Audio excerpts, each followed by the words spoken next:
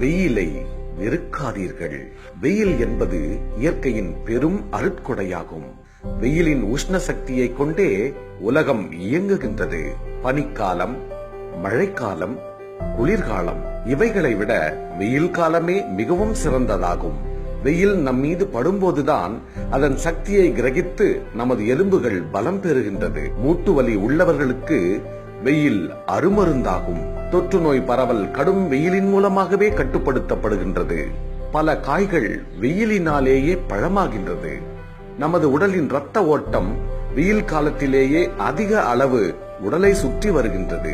வெயிலின் சக்தியை கிரகித்தே மரங்கள் வளர்கின்றன. மழைக்காலங்களில் குறைவான வளர்ச்சியையே மரங்கள் பெறுகின்றன. நீர் எந்த அளவுக்கு விவசாயத்திற்கு முக்கியமோ அதே அளவு வெயிலின் உஷ்ண சக்தியும் அவசியமானதாகும்.